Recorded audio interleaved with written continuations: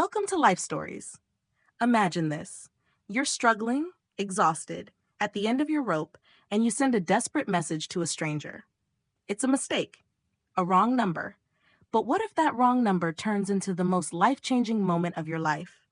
What if that stranger offers you something more than you could ever imagine? Money, help, a chance to rebuild. But here's the twist. Nothing is ever as simple as it seems. As you try to pick up the pieces of your shattered life, you realize you've stepped into a game much bigger than yourself. A game that could change everything you've ever known about trust, betrayal, and the price of ambition. Stay with us.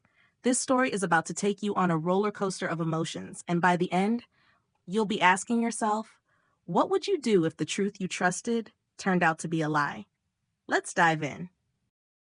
Emily Turner's fingers hovered over the keys of her phone, the screen flickering as she typed out the desperate message.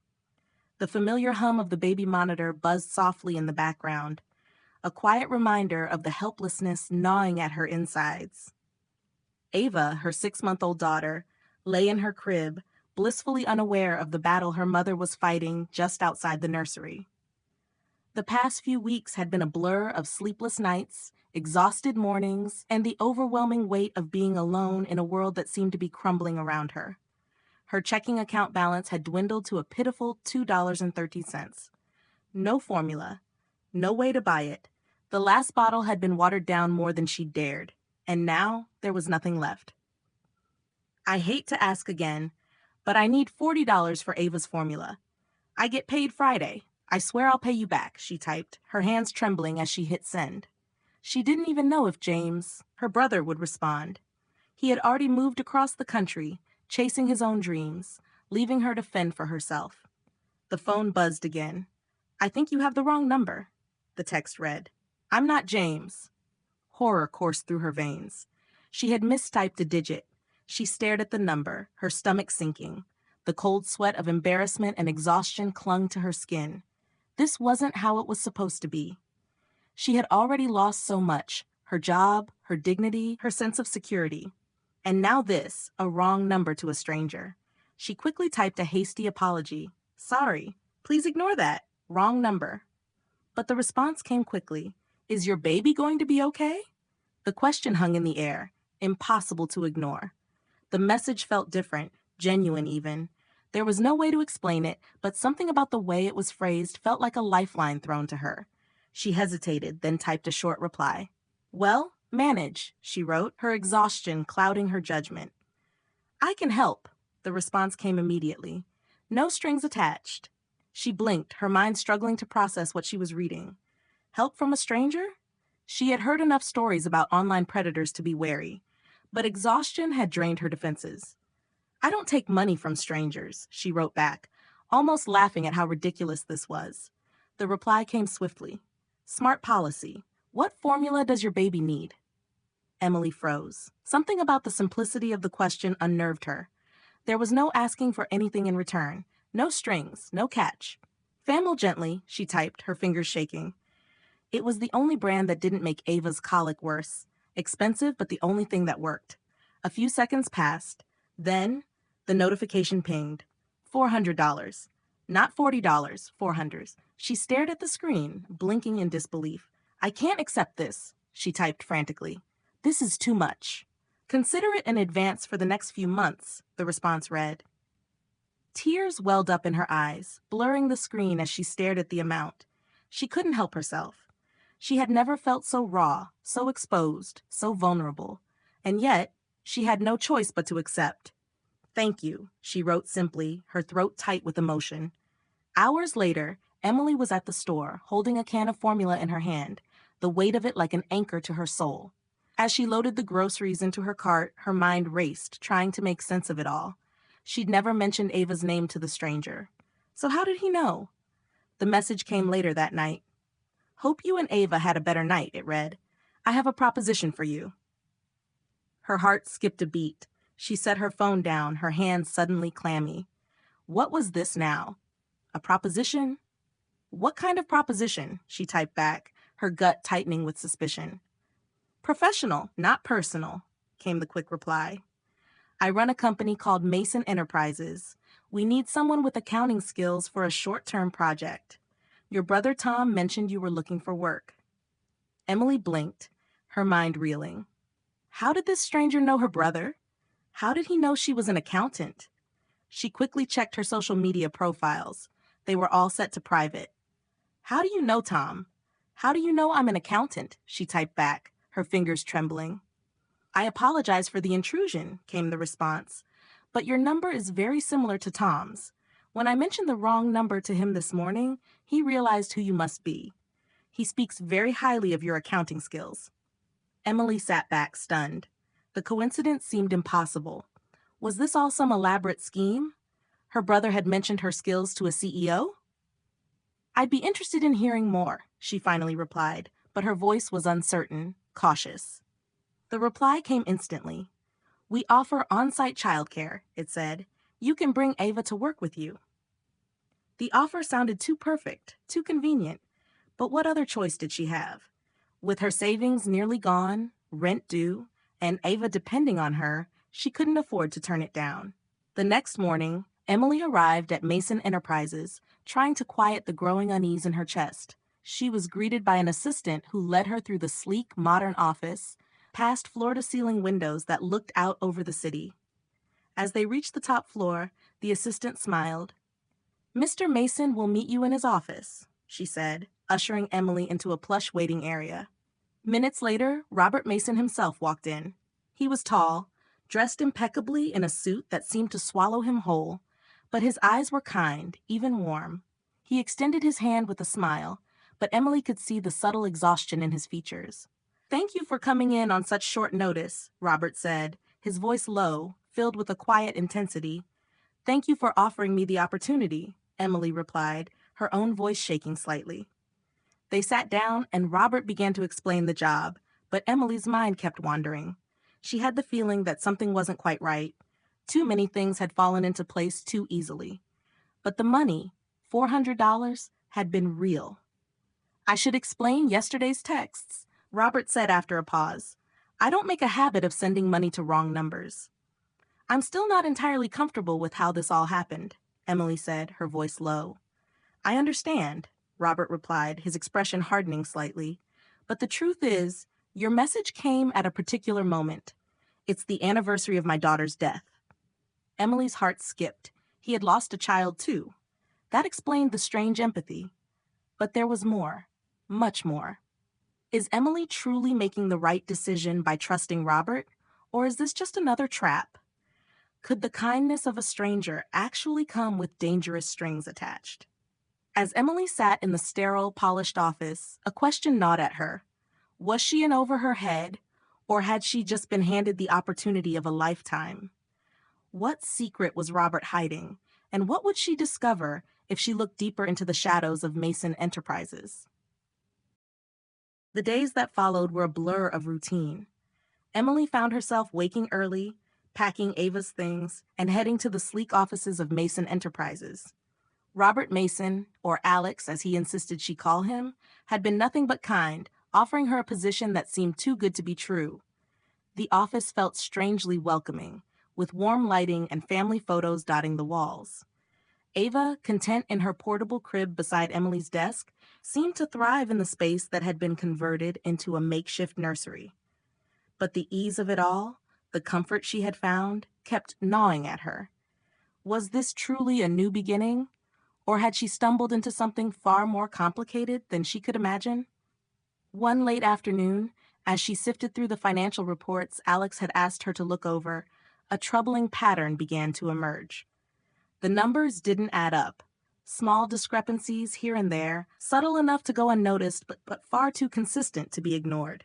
She hesitated before clicking through more files, her heart racing as the suspicion began to settle deep in her chest. She stared at the screen. The figures had been altered, manipulated.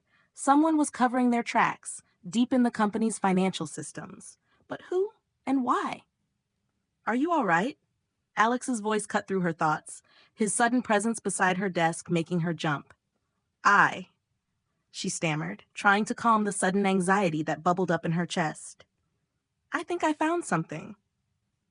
Alex's face tightened as he crouched beside her, his gaze shifting quickly over the screen. His hand rested briefly on her shoulder before pulling back, as though instinctively aware of the tension. "Tell me," he urged, his voice low but laced with something that resembled fear. Emily recounted the discrepancies she had uncovered, outlining how the small changes seemed to align with the introduction of a new CFO, Vincent Harmon, who had taken over only a few months ago. "Are you sure about this?" Alex asked, his eyes scanning her face. Emily nodded, her stomach sinking. "I don't know what this means, but I'm sure someone inside the company is covering something up. These changes aren't accidental. It looks like someone's been embezzling." Alex's expression hardened, and Emily saw the flicker of something. Guilt, perhaps? Or recognition? But he quickly masked it, nodding once sharply. "I need you to prepare a full report, Emily. Don't share this with anyone else yet, not even your brother. Not even James," he said, his tone firm, almost too firm. The words hung in the air, heavy with an implication Emily didn't fully understand. But the more she thought about it, the more unsettled she became. Why had he told her not to speak to anyone? Why keep this a secret? A wave of unease crept over her as she considered the implications of Alex's words. By the time she returned home that evening, she couldn't shake the feeling that something was wrong. She tried to ignore it, but every time she glanced at Ava, playing innocently on the floor, the weight of her decision bore down on her. She had come here for a fresh start, a chance to give Ava the life she deserved. But now, she was standing on the edge of something far darker than she could have anticipated. The phone call that came just after midnight only deepened the fear gnawing at her gut. "Miss Turner?" The voice on the other end was sharp, professional. "This is Detective Russo from the Financial Crimes Division." Emily's breath caught in her throat. "What do you need?" she asked, her voice trembling. "We're investigating some financial irregularities at Mason Enterprises," the detective continued. "We believe you may have relevant information. We'd like to speak with you." Emily's world tilted. The weight of the night pressed against her chest. Was this what Alex had been preparing her for? Had he known all along? The questions spun in her mind, each one more terrifying than the last. The next morning, as she sat in Robert's office, trying to make sense of it all, he seemed strangely distant. His usual warmth had been replaced with something guarded, something cautious. He didn't even look at her when he spoke. "We need to talk," Alex said, his voice low and tight. "I should have told you this sooner, but I didn't want to worry you." Emily's heart pounded in her chest. "What's going on, Alex?" He took a deep breath, then looked at her. His eyes, filled with regret, seemed to pierce through her. "I've been investigating the embezzlement at the company," he said, his words hanging heavy in the room. "I needed someone I could trust, someone outside the company, with no connections to Vincent or the board. I knew about your background through your brother. I knew you were the perfect person to help me." Emily stared at him, the world around her going still. You manipulated me? All this time, you've been using me to get inside information?" "No," Alex interrupted, his voice pleading. "It wasn't like that. The wrong number text was genuine. But once I realized who you were, I saw an opportunity. I never meant to deceive you. I needed someone trustworthy, someone with integrity. I thought if I helped you, you might help me." Emily's stomach churned as the realization settled in. Everything had been a setup, a perfect setup. All her suspicions had been true. But as the weight of it all sank in, something else crept into her heart. Her anger wasn't directed at Alex alone. It was the entire situation. She had put her trust in a man, in a job, in a life that wasn't truly hers to begin with. She had been used, yes, but had she not also used this opportunity to climb out of her own despair? "I don't know what to believe anymore," she whispered, her voice barely audible. Alex's face softened. "I never meant to make you feel this way. Please, just let me explain." Before she could respond, there was a knock at the door. "Martha?" Alex called, but the woman entered before he could finish. "Robert," she said, her usual composure shaken. "They're here. Board members, security, and the police. They have a warrant." A chill ran through Emily as the reality of the situation sank in. Her world, already on shaky ground, was now teetering on the edge of collapse. The police, the FBI, everything she had been avoiding was crashing in on her. Alex turned to her with a grim expression. "They're coming for both of us, Emily. You need to leave. Now." What would you do if the person you trusted most turned out to have used you from the start? How much of the truth can you handle before it breaks you? As Martha ushered Emily and Ava out of the office, Alex's words echoed in her mind. You need to leave. Now. But as they disappeared down the hallway, Emily couldn't shake the feeling that she wasn't just running from the police. She was running from something far deeper, something Alex had been hiding all along. Emily's heart hammered in her chest as she and Ava were ushered through the hidden passage in the back of the office, Martha's hand firm around her arm. The sterile hallways of Mason Enterprises blurred around her, the hum of the air conditioning a low, almost suffocating sound in her ears. Every step felt like it carried her further from everything she had known, into the unknown, into danger, into a life she never imagined she would be living. The world had been collapsing around her for what felt like an eternity, but now it felt like it was happening faster, more violently. She was no longer just a mother, struggling to make ends meet for her daughter. She was part of something far darker than she could ever have prepared for. They reached a discreet elevator tucked away behind a nondescript door. Martha quickly swiped her keycard, and the doors slid open silently. Inside, the elevator was small, the walls lined with polished wood and soft lighting that did little to ease Emily's nerves. Ava stirred in her carrier, her little face peaceful as she slept, unaware of the storm that was raging just outside her bubble of innocence. Emily tried to steady her breath, forcing herself to focus. She needed to be strong for Ava, but every part of her screamed in protest. She had never asked for any of this. She had only wanted a chance, just a chance to rebuild, to make a life for her daughter. But now, that life had become a labyrinth of lies, secrets, and choices she didn't fully understand. As the elevator descended, her thoughts raced. What had Alex meant when he said they were both being targeted? The police, the FBI? Was there no way out? The thought of Vincent, the CFO, orchestrating everything from the shadows sent a shiver down her spine. He was part of a system so deeply embedded in the company's structure that no one had noticed until now. He had thought he could get away with it. But Alex had been working with the FBI. Alex had been trying to expose him. And yet, Emily couldn't shake the nagging suspicion that she had been the one left to face the fallout. She had been the pawn in a game she didn't fully understand. The elevator doors opened, and Emily was pulled from her thoughts. Martha gave her a gentle nudge, urging her forward. The room they entered was small but well-equipped, a modest but safe place tucked away from the chaos of the outside world. Emily sank onto the couch, cradling Ava close to her chest, her fingers gently running over her daughter's soft hair. She looked down at her, and for a moment, the world seemed to pause. Ava's innocent face, so trusting and pure, made Emily's heart ache with love and with guilt.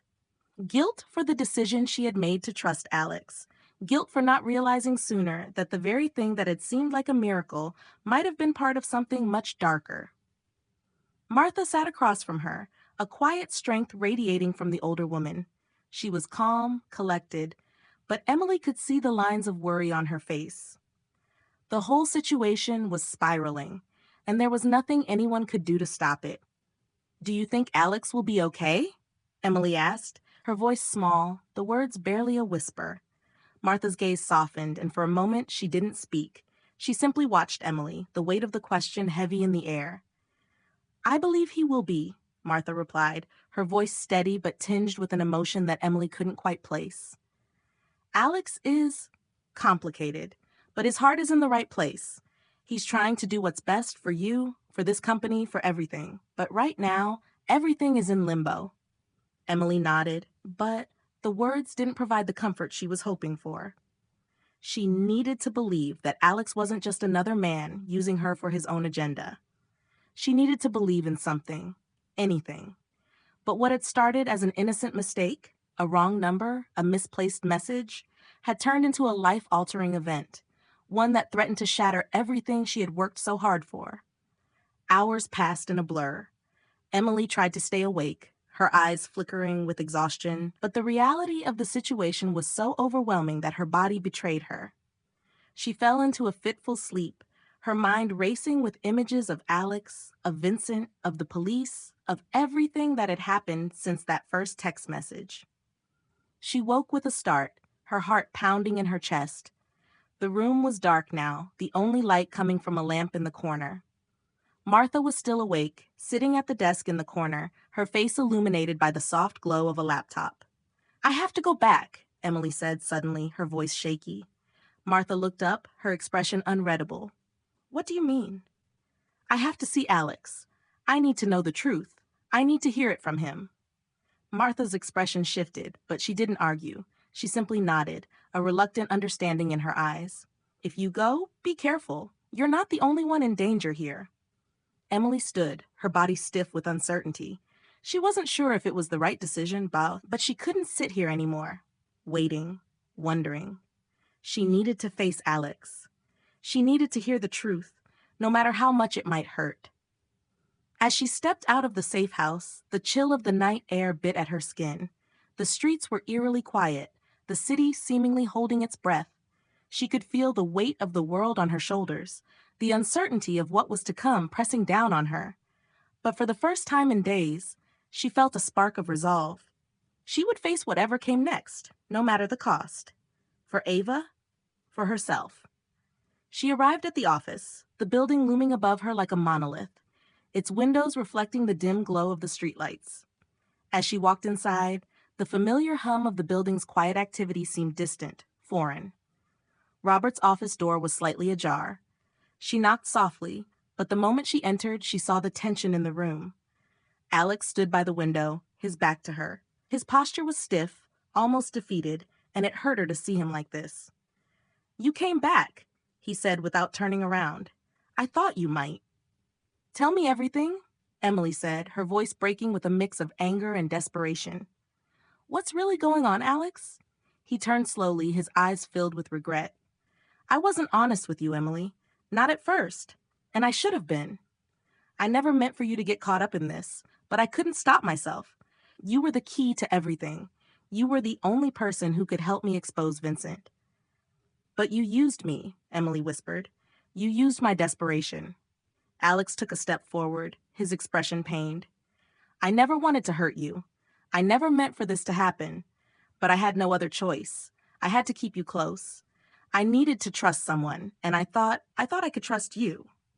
Emily's heart broke at the sincerity in his voice, but the tears that welled up in her eyes weren't just for him. They were for everything she had lost, for the life she had hoped for the innocence she had given away. But she also realized something in that moment. Life wasn't about perfect beginnings. It was about making choices and living with them. And she had chosen. She had chosen to be strong, to protect Ava, and to take the leap. "What happens now?" she asked quietly, her voice barely above a whisper. Alex's answer was simple, but it was all she needed. "Now we fix this. Together." How would you have reacted if you were in Emily's shoes, trusted someone who had used you, but still found a way to rebuild your life? What does it mean to trust after betrayal? If you enjoyed this story, comment 100 below and share it with your friends. We'd love to hear where you're watching from. Thank you for joining us here at Life Stories.